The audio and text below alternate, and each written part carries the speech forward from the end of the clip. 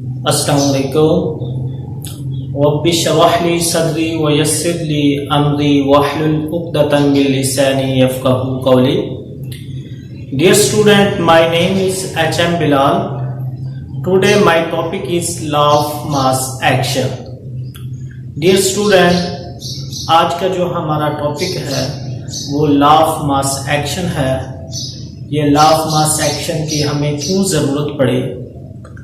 Dear student, आपको पता है कि एट इक्विलिब्रियम पे हमें रिएक्टेंट्स और प्रोडक्ट्स की कंसंट्रेशन मालूम करने के लिए हमें लॉ ऑफ मास एक्शन की ज़रूरत पड़ी। डियर स्टूडेंट, इस लॉ ऑफ मास एक्शन को दो केमिस्ट ने मिलकर पेश किया। डियर स्टूडेंट, अब हम चलते हैं अपने टॉपिक की तरफ। देखें, introduction. A state of dynamic equilibrium helps to determine the composition of reactants of substance and the products, reacting substance and the products at equilibrium.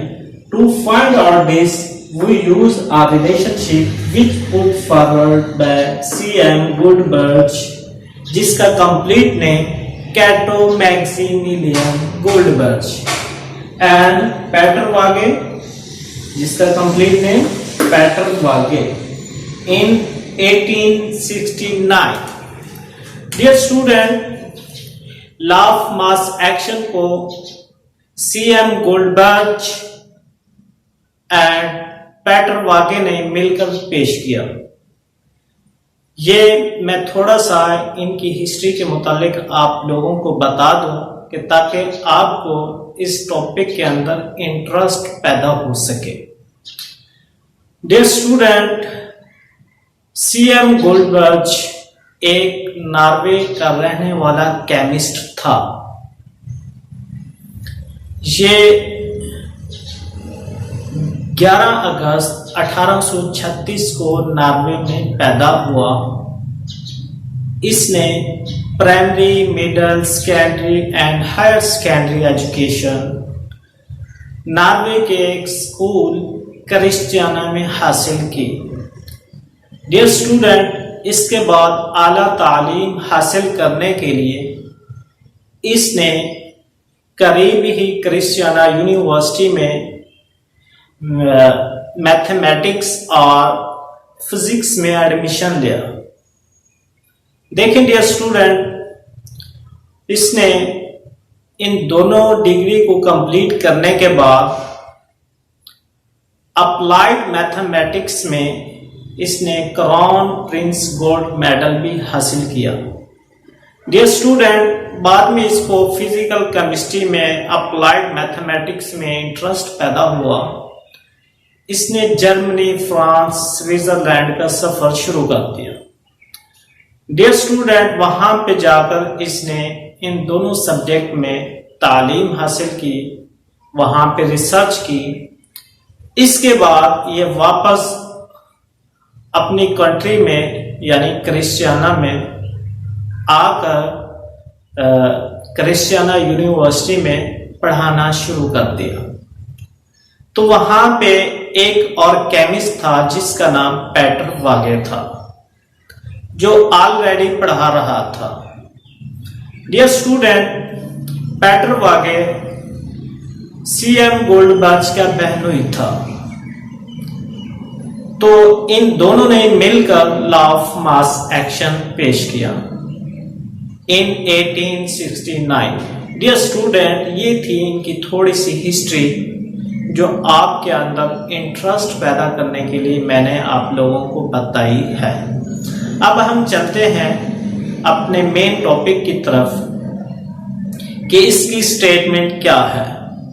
Dear student, आप लोग इक्विलिब्रियम के मुतालिक, डायनामिक इक्विलिब्रियम के मुतालिक पढ़ चुके होंगे, डबल एरो वाले रिएक्शन के मुतालिक पढ़ चुके होंगे। उसके मुताबिक हमने डेफिनेशन को बयान करना है। देखिए dear student, the rate at which substance reacts is directly proportional to its active masses and the rate of reaction is directly proportional to the product of the active masses of the reacting substance। देखिए dear students, मैं आपको एक equation के जरिए बताना चाहता हूं। हमारे पास A प्लस B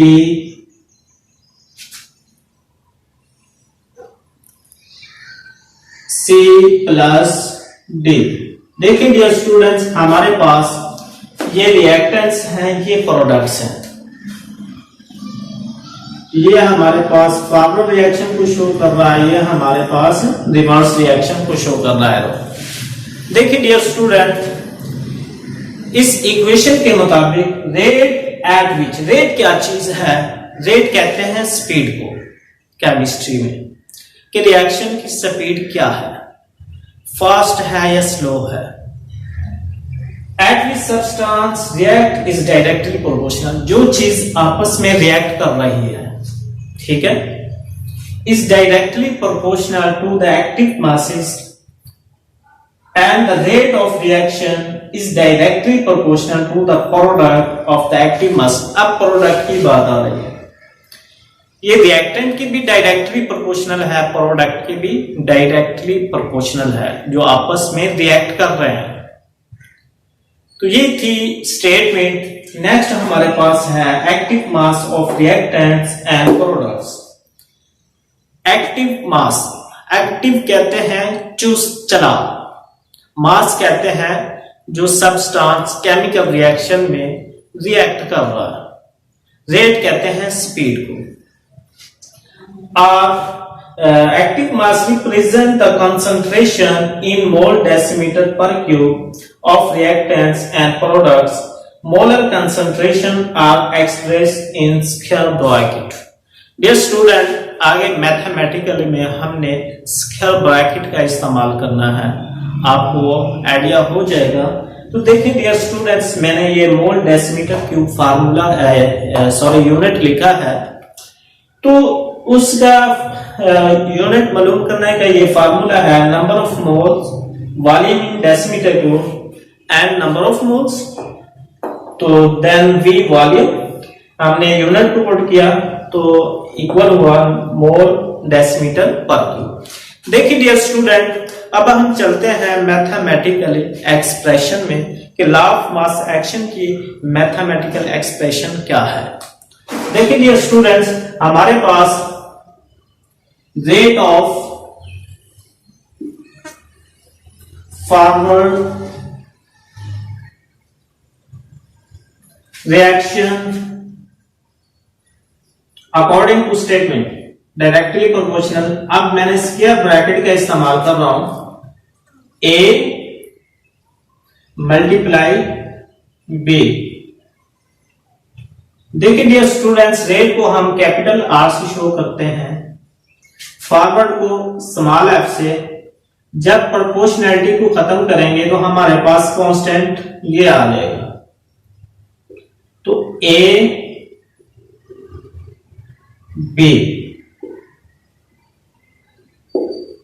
देखिए डियर स्टूडेंट्स, ये हमारे पास इक्वेशन नंबर 1।